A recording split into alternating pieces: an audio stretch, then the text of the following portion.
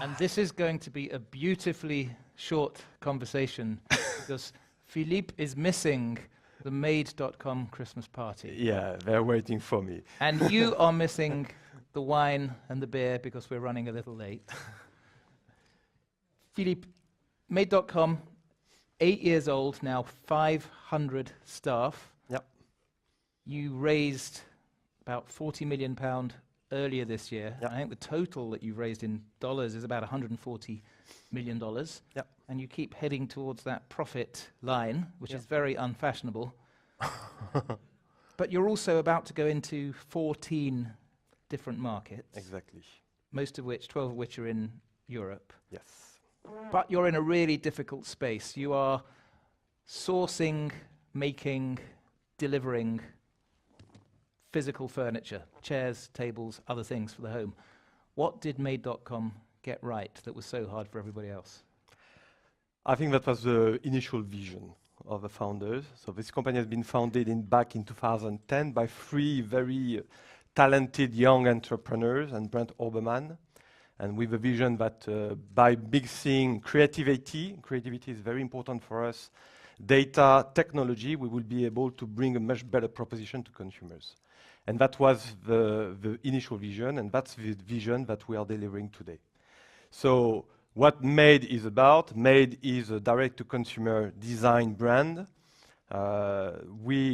Everything we do is to develop unique, beautiful products at a great quality at a fair price.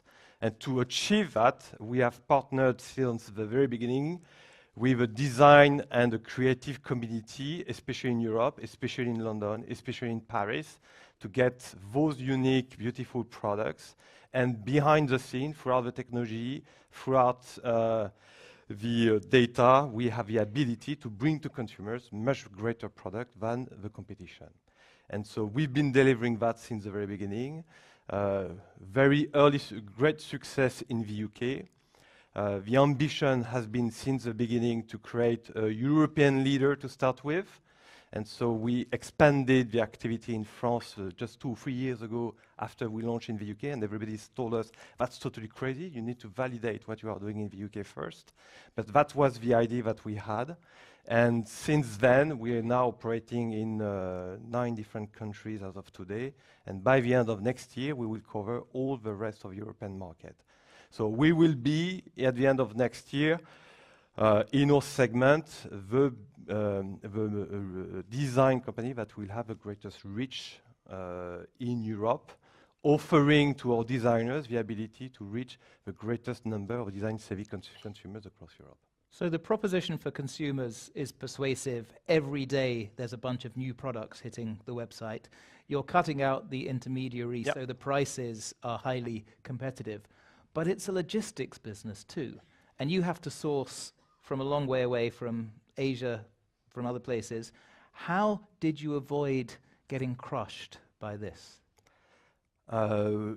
Interestingly, at the very beginning, because we raised a lot of money, but lately, when we started the company, the ability to invest, to get investors that will invest in e-commerce with some stock was very difficult. And so we had a lot of difficulties to convince, back 5, 6 years ago, investors to invest in e-commerce when you have to have to put some stock. So we had to find a model that could work for our customers and that could also work for our balance sheet. And so the constraints of cash we had at the very beginning gave us the obligation to be innovative and to think differently. And so from that constraint, we built behind the scene a supply chain model, an operating model, which is very different from the traditional players. And that is now working better and better for our consumers, but also that has been proven to be very efficient financially. You were essentially a UK business. Last year, I think 60% of the revenue was UK, but next year it's projected to be 50%, and after that, 30-something%. Are you giving up on Britain at this moment of darkness? No. No. The UK is still the #1 country. It's growing super fast, despite the retail environment. But it's our ambition to create a leader for tomorrow in a context where a lot of things are changing in the retail sector, and especially on the back of a change of consumer behaviors. We have a real window of opportunity as a brand to create that leadership, and so it's throughout internal expansion that we will create this. So it's not about giving up the UK market. We've been incorporated in the UK. We are headquartered in the UK. UK is super important for us. But what we have is, but to fulfill the ambition, we need to be international. We need to be the European leader that we have in mind. But you are in the process of turning your Paris office into a hub for all of Europe. Yeah. So the second market we opened was France. It's now the second largest market within our portfolio. And for many reasons, we decided to have Paris as our European hub. First reason is because that's the second largest market. The second reason for France specifically, when we look at the Barry Center of our customers across Europe, the Barry Center is in Lille. And so you can calculate it in many ways. It's always in Lille.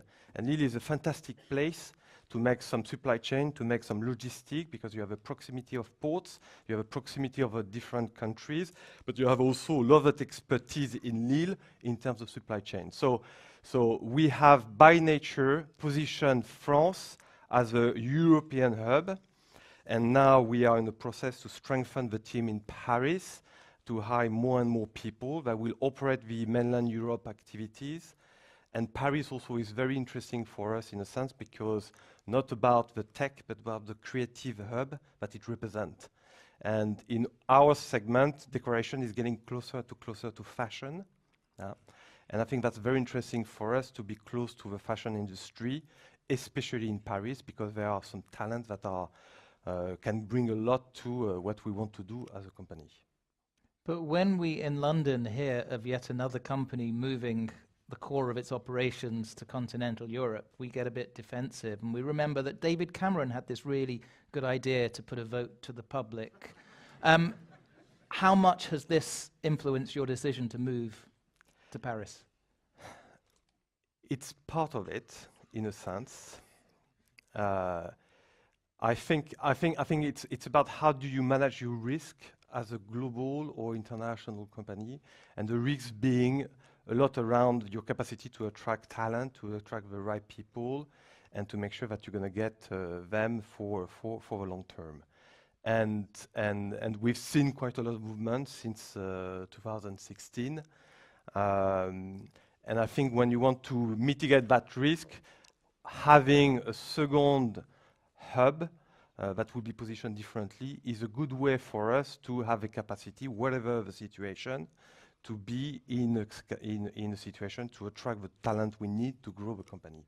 So on the back of our mind, there is also this kind of a risk management that we've been through and we analyze, and that has been a part of a decision, but not the only one. So let's fantasize, and let's just imagine there were another public vote, and let's just imagine this idea was kind of put away. Would you change your strategy? No. Again, the choice is around the size of the business that we're going to have in the long term in mainland Europe, and that do require to have people on the ground, require to have people that understand what's happening across the different market, and that do need to have some local management. So it's a business decision that probably has been accelerated by a couple of political decisions, but fundamentally it's a business decision, and for a lot of reasons, France and Paris are the right spot for us. So let's just fantasize again that we can get some sort of decision from our politicians. And let's just say this B word becomes a reality. How does that change how you manage supply chains? Is there going to be a separate UK supply chain and a separate continental Europe supply chain? So we have a dedicated plan for Brexit. A part of the business is to move boxes across borders. When you have a border that is closed, that's more complicated. Let's put it that way. So we have set up two different infrastructure in a way. one being dedicated for the UK, the other one being dedicated for Europe. So we had the obligation, and we are in the process to finalize that, to really segregate what's linked to the UK activity to the European activity. Sounds really complicated. I thought Doesn't make us London life easier. Doesn't make our life easier. I thought London kind of was winning on the international talent mix, the hybrid skills. Yeah. Are you suggesting that Paris is now equal in that supply of talent? I think it's getting much better than I used to be. I used to scale another business in the past, which was called Mythic. It's still called Mythic. So I've been doing all the story. And so 10 years ago, it was probably much more complicated than it is today to find, especially the kind of diversity you need to build an international business. And having people with different profile, people coming from a different background, people coming from different countries, is absolutely mandatory. In the company, in May.com, we have 500 people. We have 35 different nationalities, and you can't make an international business if you don't have that diversity. So London, for that, is a fantastic hub because it's a really international hub, and I think Paris gets there, but probably lagging behind. So Paris is on a roll. Yeah. You know, I was very excited to visit Station F and 42, and Yeah. lots of You the s- and startups. you can hear more and more people talking. Lots of the startups speaking that in Pascal English in the was street. celebrating. So something is happening. Yeah. But what does Paris need to automatically be the first choice for European entrepreneurs to base themselves? It's talent and diversity of talent. In a position like me, most of my time is about finding the right talent to scale businesses. It's all about when you have something that you know how to operate, that you have an offer that you know that is working, when you want to accelerate the business, it's all about how you structure, and the structure is through, and what is running a company is the people that are part of that company. So talent, at the right, with the right background, with the right expertise, people that already have been through that journey is absolutely critical to get company like May.com to the next stage. And that's where I think a lot of people like me are really focusing their time to find the right people. So we're going to close in a minute because your party is buzzing and they need the boss there. You are the guy who got lots of people hot dates running Meetic, which was then sold to the Interactive Corporation. What are the key lessons you learned running what became a very big, successful company that you think people here should appreciate as they try and build their scale-ups? You need to be fully concentrated about what is the purpose of a company, the DNA, what's the core idea, and to be very, very focused on delivering what is the core of your proposition. And you have a lot of ability to be defocused, diverted. You can do a lot of mistakes, like doing an IPO, for instance, and that creates a lot of difficulties going forward. So what is very important and what is probably the most difficult when you scale a business is really to be extremely clear about what is your value proposition, your brand, and to work for the long term and not to be diverted with bumps that will happen, whatever the situation, in the short term. Last quick question. You're running a very complicated business, Philippe.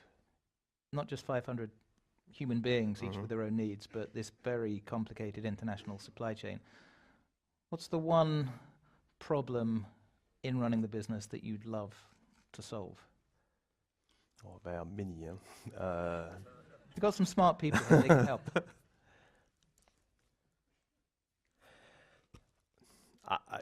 Listen, I think what makes complicated expanding across Europe is complicated. It's also a chance at the end of the day, because at the, you have, if you make it successful, as it is complicated, it's a barrier to entry, and the usual suspect from the US doesn't get it very well, and you get protected in a way from that complexity. So I think grabbing that complexity is absolutely key. Lowering the pain to go through it will be extremely welcomed. Philippe Chainieux, merci.